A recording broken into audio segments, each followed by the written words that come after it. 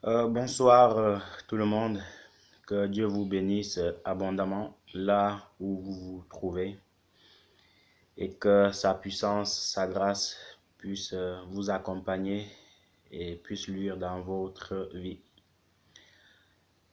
C'est une joie, c'est un honneur de vous retrouver en cette soirée pour partager sa parole, vu que ça fait que 2 jours. Donc ce soir, nous allons parler d'un thème qui s'intitule en fait la généalogie en fait des péchés dans la Bible ou l'ordre des péchés dans la Bible. Parce que vous savez, si il y a des temps de mauvaises choses dans le monde actuel, c'est parce qu'il y a eu un début et il y aura aussi en fait une fin. C'est pour cela, voyez-vous, la Bible dit en fait qu'il n'y a rien de nouveau sous le soleil. Ce qui a été, c'est ce qui sera. Ce qui s'est fait, c'est ce qui se fera. Et Dieu ramène en fait ce qui est passé. Mais pour ce faire, nous allons d'abord remercier le Seigneur. Éternel des armées, Dieu de gloire, Dieu tout-puissant, Papa, que ton nom soit béni, que ton nom soit sanctifié. Nous voulons qu'en ce moment, que tu puisses nous guider, que tu puisses nous garder, que tu puisses, Père de gloire, nous montrer la voie à suivre au nom de Jésus-Christ de Nazareth. Comment ne pas te louer, comment ne pas te servir. Père de gloire, viens au secours de tes enfants, éclaire-nous davantage, afin que les écailles puissent tomber de nos yeux. Que ton nom soit béni au nom de Jésus. Amen. Donc nous allons parcourir aussi en fait les versets bibliques qui vont avec ce qu'on est en train de dire. Parce que vous savez, quand nous prêchons la parole de Dieu, quand nous parlons en fait du Seigneur, nous devons aussi avoir les versets nécessaires à l'appui afin que le peuple de Dieu en fait puisse être édifié. Et le premier verset que nous allons lire ce soir, c'est dans le livre de Genèse. C'est quasiment en fait le livre de Genèse que nous allons parcourir en cette soirée durant notre petit temps de partage, le livre de Genèse. Genèse qui veut dire le commencement, Genèse qui veut dire le début d'une histoire. Donc nous allons aller dans le livre de Genèse, Genèse chapitre 3, le verset 2 au verset 4. Genèse chapitre 3, le verset 2 au verset 4.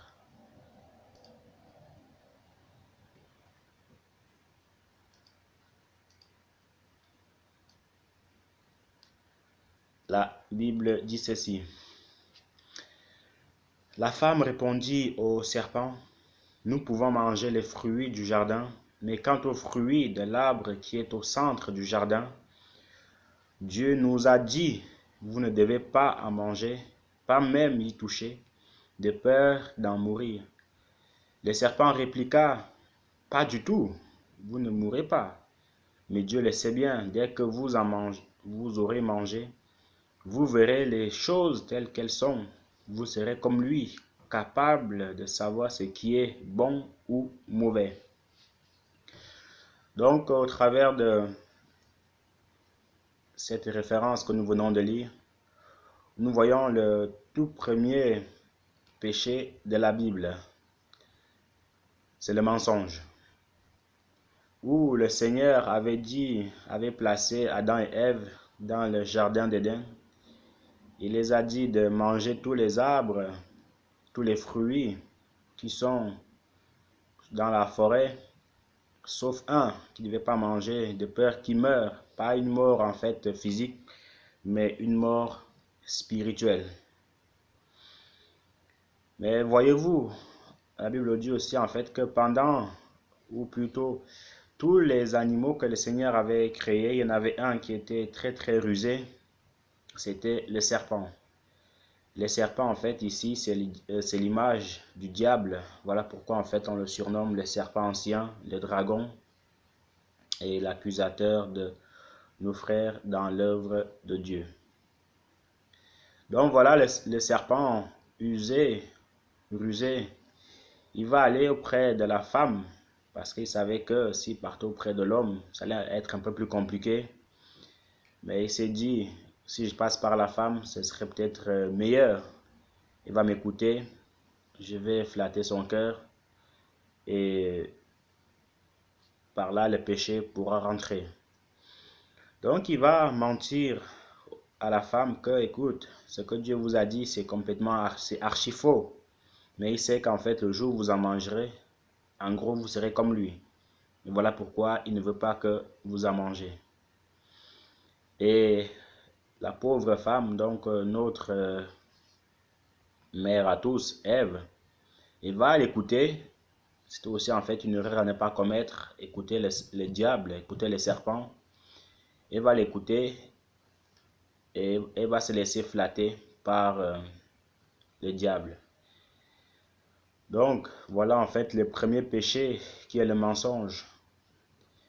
Ce n'est pas pour rien en fait que le Seigneur nous dit dans l'évangile de Jean, Jean chapitre 8 là-bas, le verset 44, que mes paroles ne rentrent pas en vous parce que vous avez pour père le diable et il est le premier menteur et le père du mensonge. Donc, toutes les personnes en fait qui mentent à longueur de journée, toute personne en fait qui mentent, parce qu'il n'y a ni petit mensonge, ni grand mensonge, un mensonge reste un mensonge devant le Seigneur. Donc toute personne en fait qui vit en fait dans le mensonge, vraiment ce sont des enfants du diable. Mais le Seigneur en fait appelle ces personnes-là à se repentir et à venir à lui. Parce que son but ce n'est pas de condamner les gens, ce n'est pas d'envoyer les gens en enfer, mais c'est de leur faire comprendre que on est en train de se faire manipuler par le diable.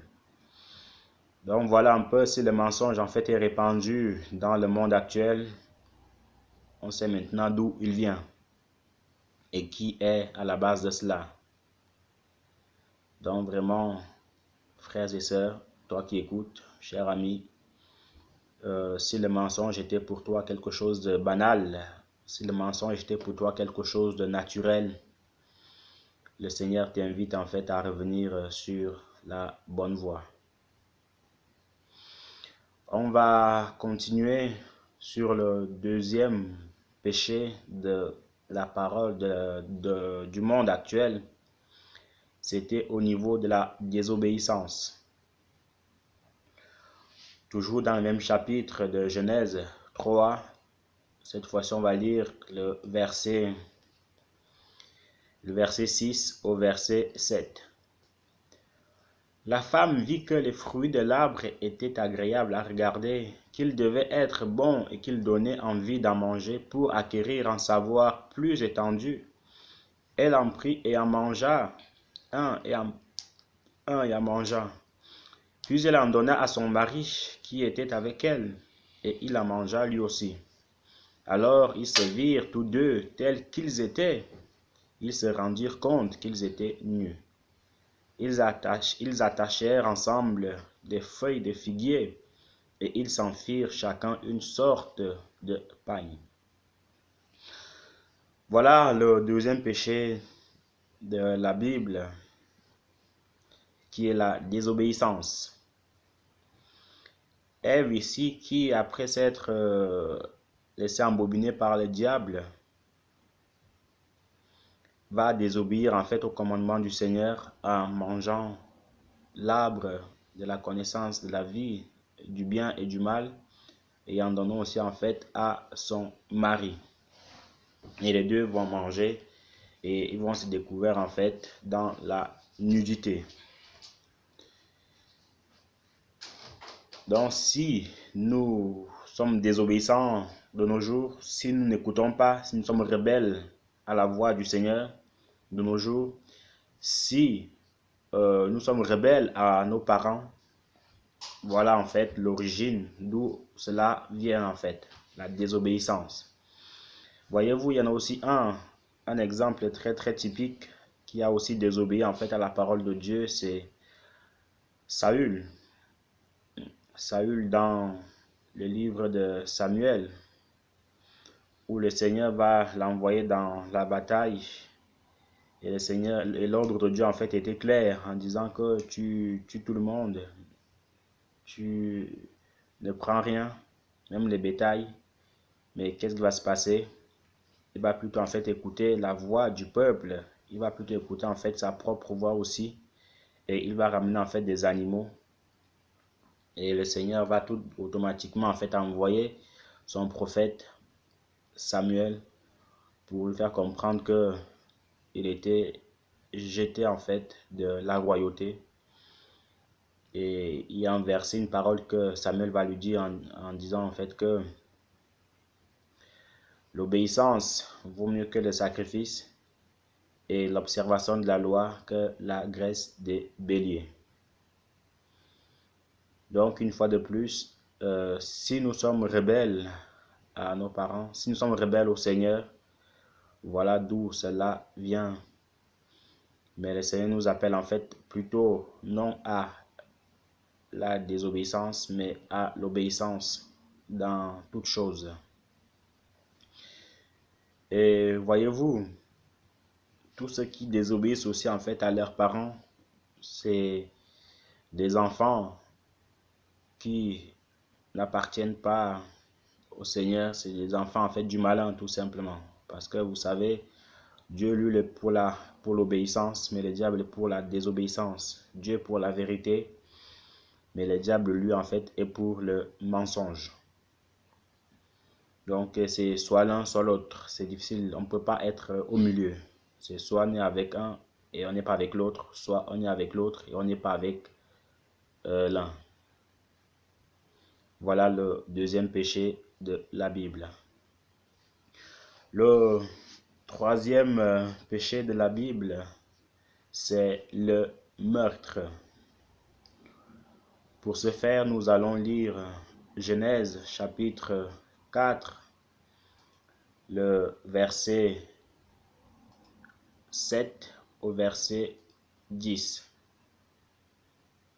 Genèse chapitre 4, le verset 7 au verset 10. Ou plutôt on va commencer au verset 1 jusqu'au verset 10.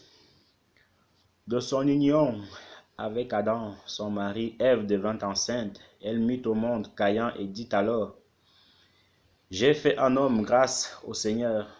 Elle donna aussi le jour au frère de Caïn, Abel. Abel fut berger et Caïn cultivateur. Au bout d'un certain temps, Caïn apporta des produits de la terre en offrande pour le Seigneur. Abel de son côté apporta en sacrifice des agneaux premiers-nés de son troupeau, dont il offrit au Seigneur les meilleurs morceaux. Le Seigneur accueillit favorablement Abel et son offrande, mais non pas Caïn et son offrande.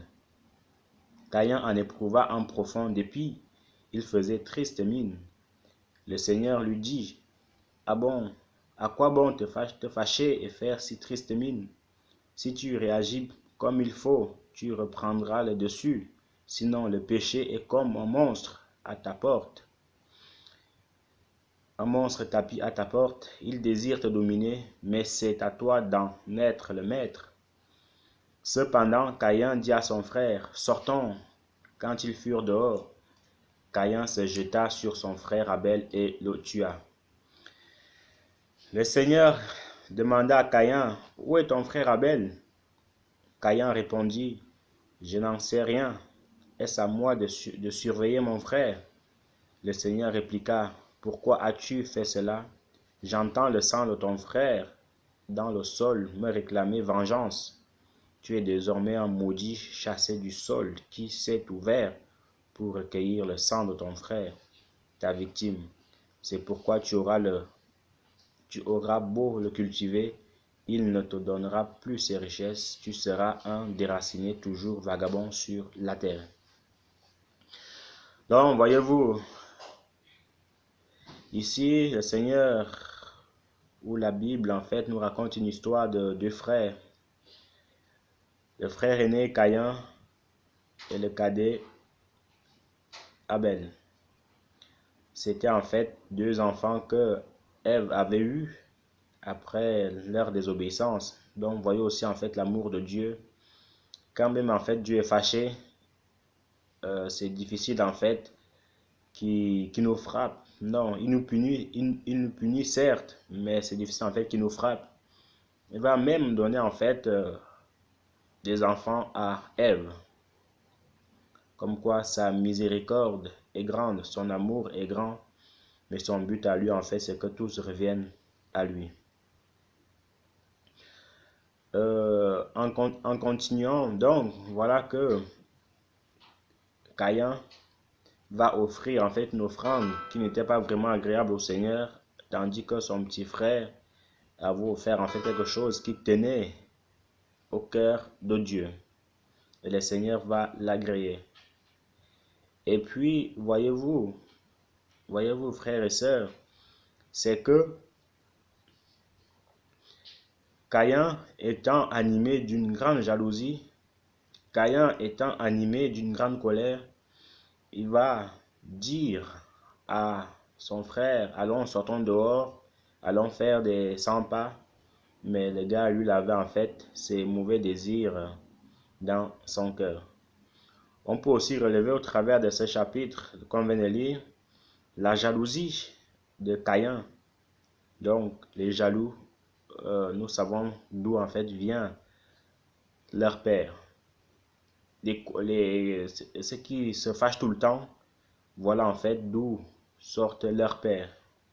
Les colériques, les jaloux. Donc leur père c'est Caïn, leur ancêtre c'est Caïn. Et le Seigneur va même encore en fait, après que ce gars, ce Caïn étant fâché, le Seigneur va le reprendre lui disant que, écoute, je vois l'état de ton cœur et il n'est pas bien disposé. Le soleil se couche devant ta porte. Le péché, oui, le péché se couche devant ta porte, mais toi domine sur lui. Mais Caïn en fait ne va pas écouter. Pourquoi? Parce que il était déjà emporté, il avait déjà en fait ses desseins dessinés, décidé qu'il allait en fait tuer son petit frère. C'est une image comme quoi en fait, voyez-vous, quand nous sommes en colère, on ne peut plus nous arrêter. Quand nous sommes en colère, quel que soit le conseil en fait qu'on peut nous donner, il n'y a plus rien quoi. C'est fini, on a déjà notre idée en tête, c'est on va les tuer, quoi qu'il en soit, quoi qu'il advienne, même si c'est ma mère qui me parle, même si c'est mon père qui me parle, même si c'est qui que ce soit, même si c'est le président de la République, c'est fini, c'est œil pour œil et dent pour dent. Et c'était le cas de Caïn. Pourtant, il pouvait se repentir, pourtant il pouvait dire, ok, je reviens à moi-même et puis j'écoute le Seigneur. Non, mais le diable en fait l'avait saisi. Ça me rappelle, pendant que j'y pense en fait, à l'exemple de Judas, voyez-vous. Quand en fait il pouvait se repentir, non, le diable étant déjà entré en lui, il ne pouvait en fait que accomplir ce mauvais dessein-là, qui était d'aller vendre le Seigneur, d'aller les livrer. Et puis voilà, bon, d'autres aussi pourront dire que c'était les Écritures, il fallait que ça s'accomplisse. Oui, il y a ça, et gloire à Dieu. Mais parfois aussi, en fait, on peut toujours revenir à la raison et dire que non, il faut quand même que je réfléchisse. Mais ce n'est pas pour rien que le Seigneur nous dit de ne pas nous mettre en colère. Parce que la colère, c'est quelque chose que les conséquences sont gravissimes après. Très, très gravissimes.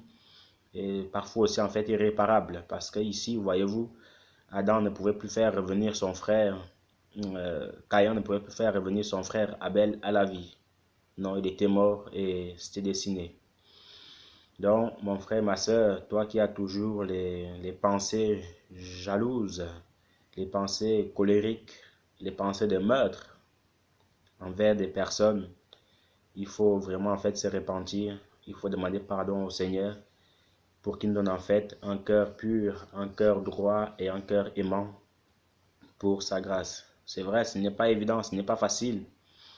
Mais c'est justement pour ça en fait que le Seigneur veut que tu fasses ce travail-là. C'est pour ça que le Seigneur veut que je fasse ce travail-là pour chasser toutes ces pensées.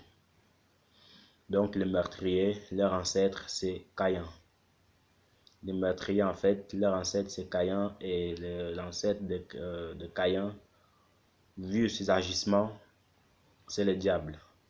Toutefois, on peut dire que Caïn bon, était aussi aimé de Dieu, mais ses actions en fait reflétaient la nature diabolique dans sa vie.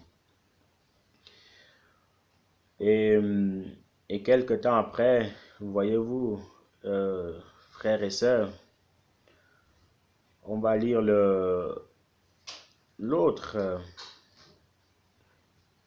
péché biblique qui est en fait la polygamie. La polygamie. Pour ce faire, nous allons rester dans le livre de Genèse, Genèse chapitre 4. Genèse chapitre 4, le verset 19. Même on va rester au verset 17, du 17 au 22. Il est écrit: de son union avec son mari, la femme de Caïn devint enceinte. Elle mit au monde Enoch. Caïn se mit à construire une ville qu'il appela du nom de son fils Enoch. Enoch fut le père d'Irad, Irad le père de Mehujaël, Mehujaël le père de Methushaël, Methushaël le père de Lémec. Lémec épousa deux femmes, la première nommée Ada et la seconde Silla. Ada mit au monde Yabal, l'ancêtre de ceux qui habitent sous des tentes et élèvent des troupeaux. Yabal eut un frère, Yubal, l'ancêtre de tous ceux qui jouent de la guitare et de la flûte. Silla, elle aussi, eut un fils, Tubal, Caïn le forgeron, qui fabriquait tous les outils tranchants de bronze ou de fer. La sœur de Tubal, Caïn, était Nama. Voyez-vous, ici, au verset 19, du 17 au 22, on nous apprend qu'il y a eu un homme, donc le fils de Enoch, le fils de Caïn, Enoch, qui eut deux femmes. C'est de là qu'a commencé la polygamie. Donc la polygamie, en fait, c'est le fait d'avoir plusieurs femmes. Et quand on dit plusieurs, ça commence par 2, 3, 4, 5, 6, 7, 8, 9, jusqu'à X. Voyez-vous? Et ça aussi, en fait, c'est la conséquence des fautes que nous faisons. Parce que Caïn ayant tué son frère, son fils qui va enfanter va aussi en fait avoir une semence pécheresse. Et il va continuer en fait dans le péché. Alors qu'au commencement, en fait, Dieu a créé l'homme et la femme. Dieu n'a jamais créé un homme et deux femmes, ni un homme et quatre femmes. Mais Dieu, en fait, a créé un homme et une femme. Au commencement de la création, la Bible dit en fait que Dieu créa Adam et Ève. Et il sortit Ève de la côte d'Adam. On parle ici d'une Ève et d'un Adam. Mais ici, voyez-vous, même dans le monde actuel, nous voyons en fait des hommes avec 2 femmes, 3 femmes, 4 femmes, 5 femmes, 6 femmes. Ce n'est pas bon et ce n'est pas biblique. Ça ne vient pas de Dieu.